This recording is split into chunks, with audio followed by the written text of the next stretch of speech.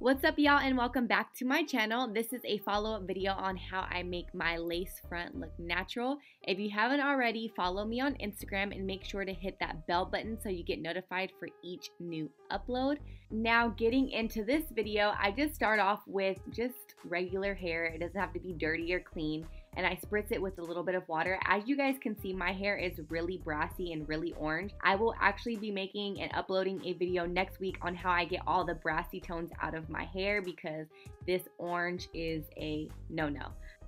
But back to this video, I just braid my hair in 2 straight backs. I know some people like it to be really flat, so they do 4 or 6, but 2 works just fine for me. And I use bobby pins and I crisscross them because if I put them at the bottom, especially with the straight wig, you can see a big bulk. If you do a crisscross, it's kind of like evenly, I don't want to say the bulkiness is even, but it's kind of evenly coated around the backside of your hair, so there's not like a big bulge in the back. In the past, where I've just wrapped my hair up towards the bottom or I've braided it in like a little bun, I just feel like there's a big bulkiness, and I feel like doing it this way just makes it nice and even. Typically, I don't use glue, but for this wig, I'm going to be using the Got to Be Glued spiking glue, and I'm going to place that all alongside of my edges and onto my hair, through my part, and on my hairline. For this wig, I will be actually placing it more onto my skin rather than my hairline, just because it is a straight wig and I want it to be extremely flat. I'm going to place it a little bit more forward than I typically would.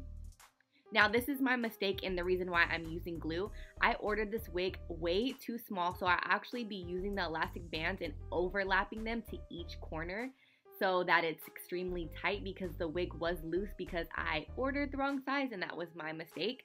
I know your next question is probably, how do you even know what size to order and how do you measure your head? I ordered my wig from Diva Wigs in this particular style, and when you customize your wig, it asks you a series of questions and it allows you to select a size. You can either customize your size or select a pre-selected size.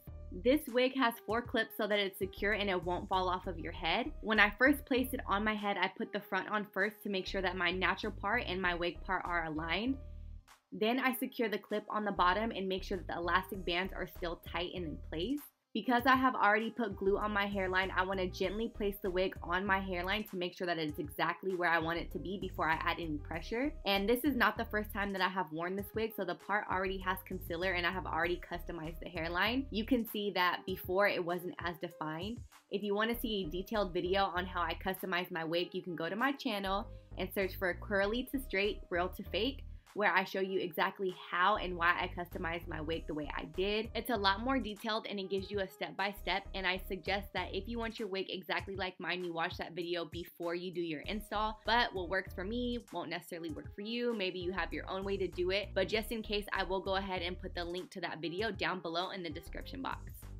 So now that my wig is placed exactly where I want it, I'm going to just be a little bit extra and put a little bit more glue onto my hairline just to make sure that it's really secure. And you guys have to be careful because this glue will stick. So you want to make sure that your baby hairs or any of your edges that you don't want to be sticky and tacky are not near or by the glue, because it's going to dry very hard and tacky. And if you make the mistake of getting this on your baby hair or your hairline, it's going to be a mess. And after I have everything in place, just to apply extra pressure, I do tie this, which is actually from my robe, around my hair, but you could just use a wrap or whatever, a bandana, just to make sure that it's nice and in place. And I like to leave this in my hair while I actually straighten the bottom part. If you watch my other video, I'm in love with it. It's nice and silky. It's so full. There's no split ends. The blonde color is amazing. All the details for this wig are actually in my previous video. And after I finish straightening my hair, I just go ahead and take off my little robe tie. And like I've said before, you see how it got really dry and really flat? I don't like my hair to look extremely flat, so I just take a comb and I brush it out to make it look a little bit more smooth and natural. Some people like that super slicked down, straight look. I personally don't. If you do make a mistake and you do get a little bit on your baby hairs and it's a little bit dry and crusty, you can fix that. But I'm going to go ahead and take my concealer and my brush and just lightly put that into my part. Like I said before, this is not the first time that I wore this wig, so there is a little bit of concealer from my previous wear on this wig. And I just use my straightener, which I don't necessarily recommend. It's not a great straightener. and I just make sure that my part is nice and flat by just going over the part with the straightener.